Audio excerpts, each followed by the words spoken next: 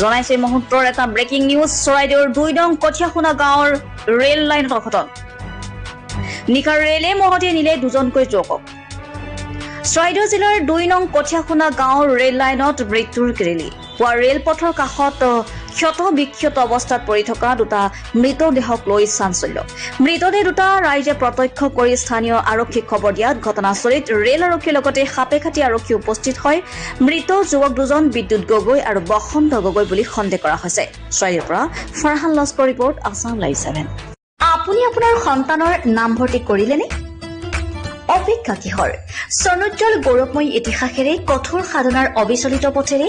দশকজুৰি মানৱ সম্পদ গঢ়াৰ শুভ্ৰ ধ্বজা বহনকাৰী ঐতিহ্যমণ্ডিত আমগুৰি মহাবিদ্যালয় আপোনাৰ সন্তানৰ বাবে হ'ব পাৰে উন্নত শিক্ষা প্ৰদানেৰে উজ্জ্বল ভৱিষ্যত উপহাৰ দিয়া এখন পলসুৱা উপত্যকা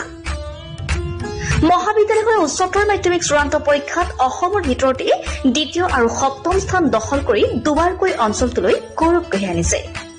1967 চনতে প্ৰতিষ্ঠা লাভ কৰা মহাবিদ্যালয়খনে পঢ়া-শুনাৰ ক্ষেত্ৰত কিছু পৰিমাণে দুৰ্বল ছাত্ৰ-ছাত্ৰীৰ বাবে বিশেষ শ্ৰেণীৰ ব্যৱস্থা তথা বৃত্তিমুখী পাঠ্যক্ৰমৰ অন্তৰ্ভুক্তি মহাবিদ্যালয়খনৰ ইতিবাচক দিশ